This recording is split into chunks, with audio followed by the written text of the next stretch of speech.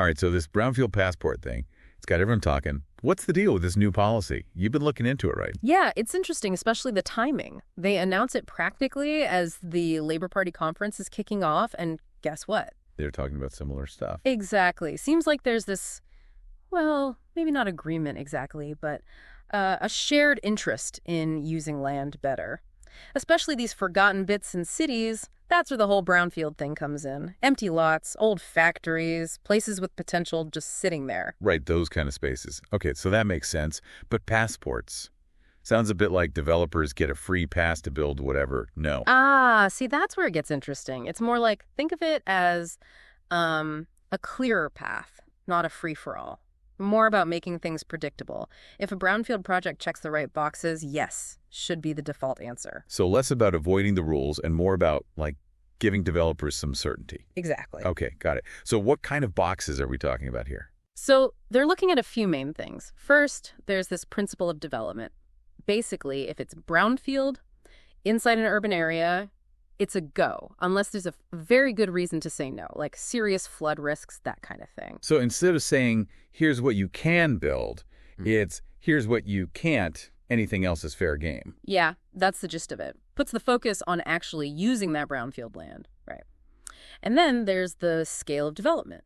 Think building heights, how densely you can build. Imagine national rules saying something like, Main Street, good transport, you're looking at 4 stories minimum. They're even thinking about density ranges to encourage more, compact growth. Going vertical. Yeah. Makes sense. Make the most of the space you've got. But, and I'm just picturing those classic Victorian terraces here, you can't exactly stick a skyscraper next to those, can you? And that's where the form of development comes in. They're considering design guides, codes, that kind of thing, showcasing what kinds of development fit in different areas, respecting what's already there.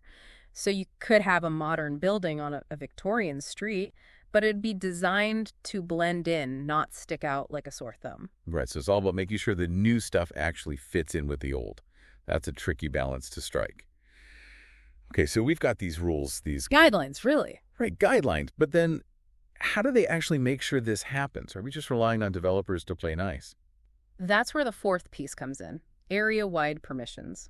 Specifically using something called local development orders, LDOs for short. Okay, and what are those? I've never heard of an LDO. So they're already used sometimes. It's basically giving permission up front for certain types of development. So like instead of going through a whole process for each project, an LDO could say eco-friendly flats near train stations, those are pre-approved. Yeah, exactly. The idea is to combine those LDOs with the scale and form stuff we talked about. So you'd have zones where if the development fits the mold, it gets the go-ahead. Streamlining things, reducing uncertainty. Sounds good so far, but this all feels kind of familiar. Hasn't the UK tried these sorts of things before? You're right to be a bit skeptical. This isn't their first rodeo, and not all of it's been successful, let's say. Remember those street votes? Residents could vote on developments proposed for their street. Yeah, street votes. Didn't exactly set the world on fire, did they? And then there were permissions in principle, PIPs. Didn't really take off either. Yeah, it seems like they're hoping to learn from what didn't work so well before. This time, it seems like they're trying to be a bit more, thorough. But the big question is, will it be enough? Because, let's face it, even with the best policies, brownfield development, it's not exactly a walk in the park, is it? You've got contaminated land to deal with. Cleaning that up, that's got to be expensive. And then there's, multiple owners for a single site sometimes? Oh, absolutely. It can be a nightmare to untangle all of that. And the government knows these challenges are real. You've got the land ownership issue, like you said, and the cost of actually making those former industrial sites safe. And then in some areas, you've got flood risks to think about, too. It all adds up. So is focusing on policy enough? I mean, does a brownfield passport magically solve all of that? Well, that's what some people are wondering. I mean, policy is important, don't get me wrong, but it's only one part of the puzzle. There's a danger that these passports just become another thing developers have to deal with, another hoop to jump through, without actually addressing the underlying issues. It's about practicality, isn't it? Right, making it actually easier and more appealing to build on these sites, not just, ticking boxes on a form. So, apart from those practical challenges, what else is making people a bit hesitant about these passports? Well, there are still a lot of unanswered questions. For one thing, How are they going to define what actually counts as an urban area? Yeah. Where does the city end and the, outskirts begin? It's a blurry line. It is a bit blurry, what I might call urban. Someone else might call, I don't know, suburban sprawl. And if we're talking about building upwards, increasing density, well, those decisions have an impact on everything around them, too. Exactly. And that leads to another worry. Could these rules end up applying to, well, non-brownfield land in urban areas? Wait, so we're talking about building on parks, green spaces, those little bits of nature that cities have left. It's not impossible. The government has mentioned looking into using these rules on other urban land, but with, and I quote, suitable safeguards. But what those safeguards would actually be, how well they'd protect those green spaces, that's all still a bit vague. That's one way to put it. I can already see that becoming a sticking point. And what about the people who actually live in these areas? Yeah. If you've got national policies dictating things like building height, design, does that leave any room for local communities to actually have a say? That's another big concern. The government keeps talking about local oversight and the role of those LBOs. But how much power will those mechanisms actually give to local communities? Will they actually have a voice in shaping their neighborhoods, or will it end up feeling like everything's already been decided? Because nobody wants to see their city turn into a sea of identical buildings. Yeah, That character, that uniqueness, that's what makes each place special. exactly. And then there's the pressure on things like infrastructure. More people living and working in cities means more strain on everything. Transport, schools, hospitals, it all adds up. So it's about more than just building more. It's about building in a way that's, well, sustainable in the long run. Exactly. You need a plan, and not just for the buildings themselves. So it seems like we're at a crossroads here. There's this big push to make the most of brownfield land, but the path to get there is paved with uncertainties. It's all well and good talking about ambitions and policies, but how could these brownfield passports actually change the game if they do come into effect? Well, if they actually work the way they're supposed to, we could see a pretty big change in how urban development happens across the UK. Think about it.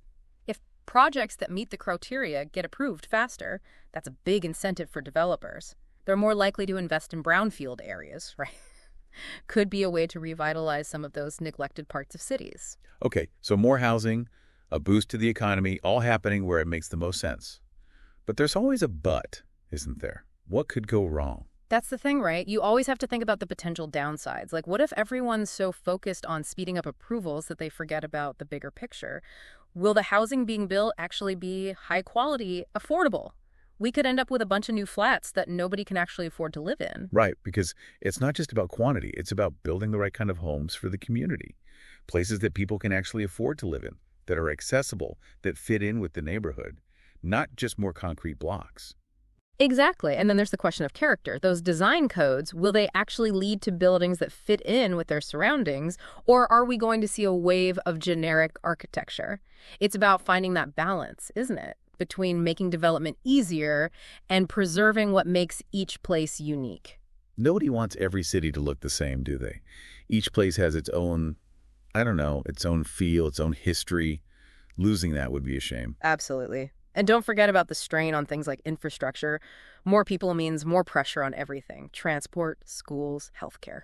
So you have to think about the bigger picture. It's not just about adding more buildings. It's about making sure those buildings work within the existing system. That's it, exactly. So from your perspective, what should we be watching out for as this whole brownfield passport thing develops? What are the key signs that it's actually working or not working? Keep an eye on how the government handles those practical challenges we talked about. Things like cleaning up contamination, investing in infrastructure, and making sure the housing is actually affordable. Those are going to be the real tests. Are these passports actually making a difference, or are they just adding more bureaucracy? It's about action, not just words. Well, it's been really interesting unpacking all of this with you. It's a complex issue, that's for sure. But hopefully we've given everyone some things to think about as this all plays out. Absolutely. It's important to stay informed, to be engaged in these conversations, because it affects all of us how our cities develop. Couldn't agree more. And for everyone listening, thanks for joining us for another deep dive. We'll be back soon with another topic. Until then, keep those questions coming.